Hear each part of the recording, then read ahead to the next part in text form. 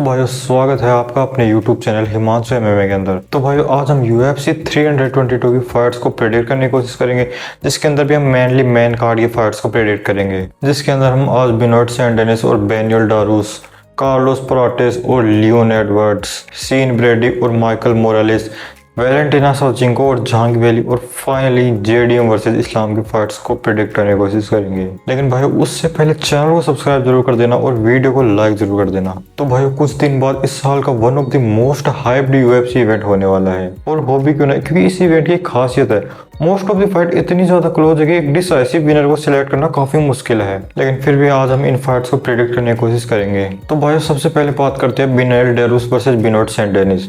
तो भाई ये फाइट होने वाली है यूएफसी के लाइट वेट डिवीजन के अंदर। तो भाई बेनियल डारूस का एमएमए रिकॉर्ड है 23 विंस 6 लॉस एंड 1 ड्रॉ, और दूसरी तरफ बिनोट सैंडेनिस का रिकॉर्ड है 15 wins 3 loss and 1 no contest. और भाई रैंकिंग्स की बात करें तो बेनियल डारूस 10th रैंक पर है और बिनोट सैंडेनिस 11वीं रैंक पर है। तो भाई इस फाइट की बात करें तो ओवरऑल ये काफी एक्साइटिंग मैचअप होने वाला है, और इसके बारे में ज्यादातर लोग बात भी नहीं कर रहे हैं। अब बात करें इस फाइट के बारे में तो दोनों फाइटर्स ही रेसलिंग बैकग्राउंड से आते हैं। एक ने भी रेनाल्डो मोइकानो को हराया है और एक ने भी मार्सियो लूफी को हराया है। तो भाई अब इनको कंपेयर करते हैं। तो भाई बात करें रेसलिंग और ग्रेपलिंग की, तो मैं इसके अंदर बेनियल डारूस को साफ एडवांटेज देना चाहूंगा।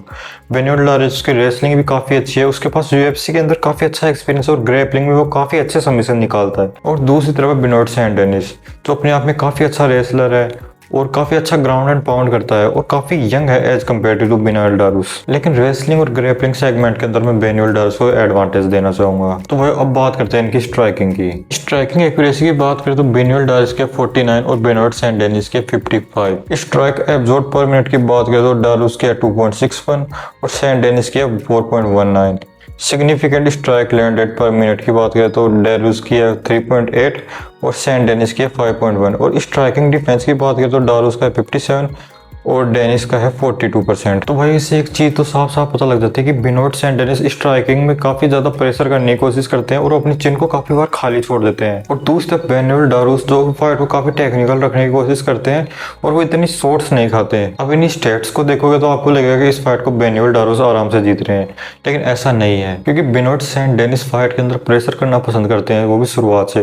वो काफी यंग है और वो काफी ज्यादा स्ट्रॉन्ग है डारूस से। अब सोच रहे हो कि प्रेशर मैटर कैसे करता है, तो भाई जब भी डारूस के ऊपर प्रेशर डाला जाता है वो हर बार नॉकडाउन हो जाता है। जैसे चार्ल्स ओलिवेरा की फाइट ले लो या अरमान सारुकिन की फाइट ले लो, वो हर बार प्रेशर के अंदर फंबल कर जाता है। और यही फायदा बेनियल सैंडेनिस को होने वाला है, क्योंकि बेनियल सैंडेनिस फाइट के शुरुआत के अंदर प्रेशर करना चालू करेगा, वो काफी स्ट्राइक्स लैंड करने की कोशिश करेगा, वो ऑफेंसिव रेसलिंग करने की कोशिश करेगा। अब यहाँ पे बेनियल डारूस के पास थोड़े बहुत सबमिशंस के चांस होंगे, लेकिन मुझे नहीं लगता कि वो सबमिट कर पाएंगे। पहली बात तो बेनियल डारूस की एज 37 है, और दूसरी बात वो काफी बार नॉकडाउन हो चुके, तो मुझे नहीं लगता कि उनकी चिन अब उस लेवल पर है। So I predict Benoit Saint Denis by round two finish. Next अब बात करते हैं Leon Edwards versus Carlos Prates. तो भाई एक स्ट्राइकिंग बैटल होने वाला है। दोनों फाइटर्स ही काफी अच्छे खासे स्ट्राइकर्स हैं। एक तरफ लियोन एडवर्ड्स 2 लॉसेज के साथ आ रहे हैं और दूसरी तरफ कार्लोस प्राटेस एक काफी खतरनाक नॉकआउट विक्ट्री के बाद आ रहे हैं। तो भाई लियोन एडवर्ड्स ने लास्ट फाइट के अंदर सीन ब्रेडी के खिलाफ एक सबमिशन लॉस लिया था, और उससे पहले बिलाल मोहम्मद ने भी काफी बुरी तरीके से इनको हराया था। तो भाई ये लियोन एडवर्ड्स के लिए काफी डू और डाई मैचअप है, क्योंकि फैंस भी उनको इतना कोई खास सपोर्ट नहीं करते। अगर वो ये फाइट हार गए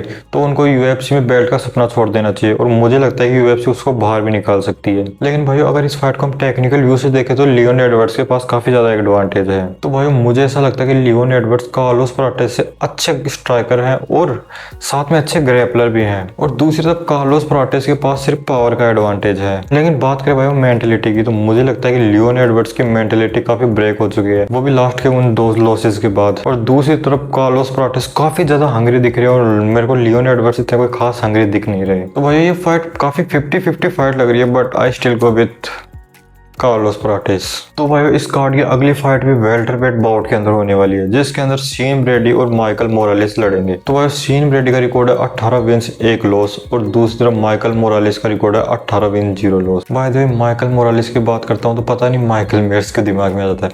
खैर आगे बात करते हैं। तो भाई इस फाइट की बात करें तो सीन ब्रेडी इस फाइट के अंदर अंडरडॉग है, जो कि मुझे नहीं समझ में आता क्यों। मे भी माइकल मोरालेस के पास एक हाइप और वो लोगों को नॉकआउट कर देता है, कुछ भी हो सकता है। तो भाई लास्ट फाइट के अंदर सीन ब्रेडी ने लियोन एडवर्ड्स को चोक कर दिया था और मे बी ये फाइट नंबर 1 कंटेंडर फाइट हो सकती है या फिर कार्लोस पराटेस वाली फाइट भी हो सकती है। तो भाई सीन ब्रेडी का एक लॉस है वो बेलाल मोहम्मद से है, लेकिन भाई सीन ब्रेडी को वेल्टरवेट डिवीजन का खबीब कहा जाता है क्योंकि उसकी रेसलिंग इतनी अच्छी है, उसके पास ग्रेपलिंग भी है और कहीं ना कहीं उसके पास स्ट्राइकिंग भी है। और दूसरी बात करें माइकल मोरालिस, जिसने अभी गिलबर्ट बर्न्स को राउंड 1 के अंदर नॉकआउट किया था और उसने काफी ओपोनेंट्स को बुरी तरीके से नॉकआउट कर रखा है और माइकल मोरालिस एक नॉकआउट मशीन कहलाता है। बट आई डोंट थिंक ये नॉकआउट मशीन सीन ब्रेडी के रेसलिंग को रोक पाएगी और मुझे लगता है कि माइकल मोरालिस का अनडिफिटेड रिकॉर्ड जाने वाला है। और इस साल वैसे भी काफी लोग आगे अनडिफिटेड रिकॉर्ड गए तो कोई आश्चर्य वाली बात नहीं होगी। So I predict Sean Brady by decision. तो भाई नेक्स्ट अब बात करते हैं वैलेंटिना शेवचेंको वर्सेस झांगिवेली की। एक और काफी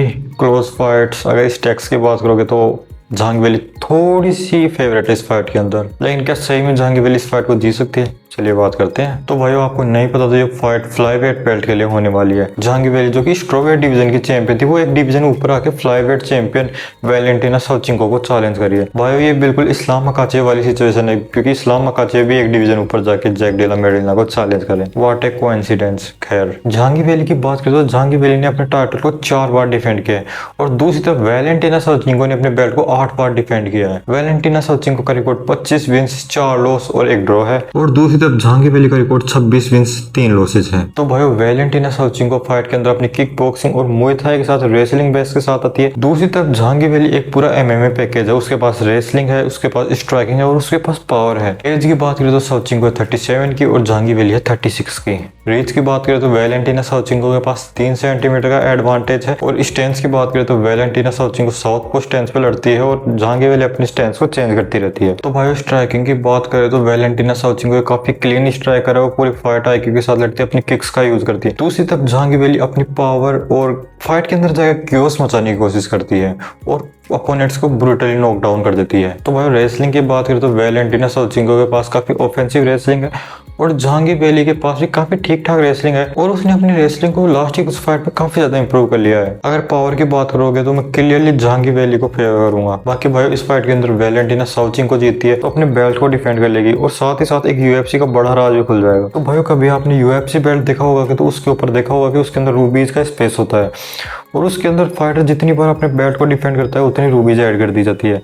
लेकिन आज तक किसी को भी पता नहीं कि 8 रूबीज के बाद में क्या होता है, यूएफसी क्या करती है या नया बेल्ट देती है। अगर वैलेंटिना शेवचेंको इस फाइट को जीत जाती है तो वो राज भी खुल जाएगा और दूसरी तरफ अगर झांगिवेली इस फाइट को जीतती है तो वो डबल चैंपियन हो जाएगी। So finally what's my prediction, I predict Valentina Shevchenko. अब बात करते हैं अपने मेन इवेंट की, जैक डेला मेडिना वर्सेस इस्लाम मकाचेव। तो भाई अब तक आपको पता लग ही गया होगा कि इस्लाम मकाचेव एक डिवीजन ऊपर जाके जेडीएम को वेल्टरवेट बेल्ट के लिए चैलेंज कर रहे हैं और अगर इस फाइट को वो जीत जाते हैं तो वो डबल चैंपियन बन जाएंगे। भाई ये फाइट काफी एक्साइटिंग फाइट है क्योंकि जैक डेला मेडिना ने पिछली बार बेलाल मोहम्मद को काफी बुरी तरीके से सूंघता था और उसकी काफी बुरी रैली निकाली थी और दूसरी तरफ इस्लाम मकाचेव भी अपने ओपोनेंट्स को डोमिनेट करने के लिए जाने जाते हैं। रेसलिंग ग्रैपलिंग की बात करें तो मैं क्लियरली इस्लाम मकाचेव को एडवांटेज देना चाहूंगा। इवन दो कि जेडीएम ने बेलाल के काफी टेक डाउन को रोका था, लेकिन इस्लाम के टेक डाउन इतने आसान नहीं होंगे। इस्लाम मकाचेव एक चेंड टेक डाउन लेके आता है जिसके अंदर वो काफी स्टेप्स के अंदर एक टेक डाउन करते हैं और इसके अंदर उसका जूडो बैकग्राउंड भी उसकी काफी हेल्प करता है। वो सिर्फ ओपोनेंट को टेक डाउन ही नहीं करते, अपोनेंट जैसे बचने की या स्क्रैम्बल करने की कोशिश करता है वो टेक डाउन को आगे कंटिन्यू करते रहते हैं। वहाँ अपोनेंट ने एक भी गलती की